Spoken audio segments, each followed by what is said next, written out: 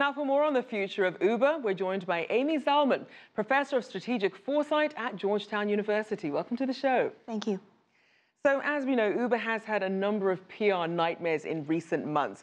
How does Uber fix its image problem? Well, I think the first thing it needs to do is not treat it as an image problem. It's a real substance problem and it's a culture problem. But once that's set aside, there are a number of things they can do. First, of course, is to engage more women both on the board and in leadership.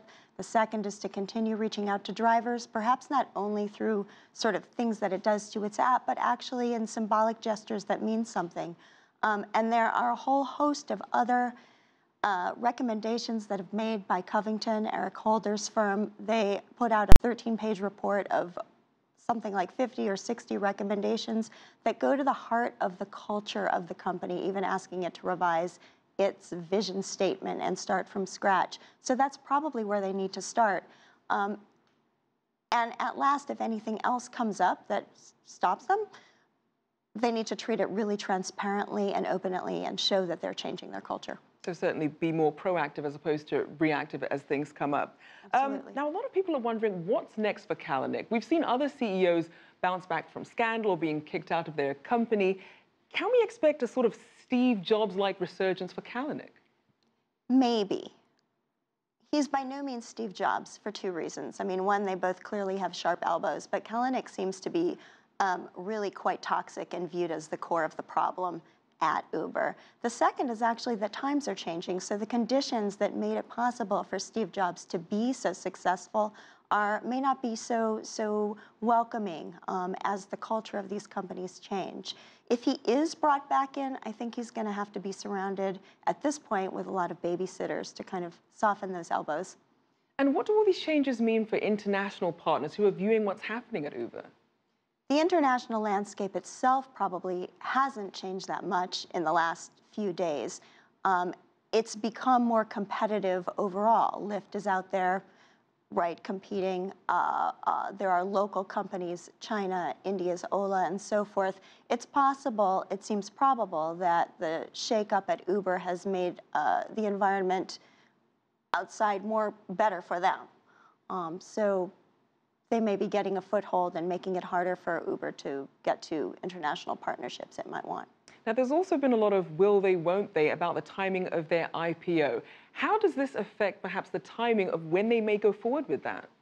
It doesn't look like it's going to be immediate. Their pockets are full of cash. It's not clear yet whether there's any real challenge to their capacity to raise capital. Their pockets are also full of all kinds of troubles, as your program has already illuminated. And Kalanick at least said that he wasn't moving toward an IPO very quickly in recent weeks. Now, what do you see as the biggest challenges for Uber as it continues to expand and also deal with some of the backlash? The biggest problem is whether they can simply manage what has become put them in kind of the crosshairs of an evolving situation. The question is whether founders that are like Kalanick can continue to go forward and just raise money. And people say, well, we don't care the way that he behaves. He's doing what he's supposed to do, which is create a profitable company, a unicorn. And this evolving culture in which people say, well, we really need an ecosystem, we need partnerships, we need to develop a company differently, and we certainly need a different kind of culture. And as this situation is evolving, it's actually creating one in which that second type is more profitable. So right. Whether they can manage themselves over the course of this shift in cultural types remains to be seen. Now, something else that is evolving is how governments are actually dealing with this business model of whether these are contractors, these drivers, et cetera. How much of a shift could regulators and the role they're playing in trying to keep up with Uber shape in its growth strategy going forward? That's a really good question. I mean, potentially they could have a lot, but so far they have been unable to stop either Uber or any other ride-sharing company from making inroads.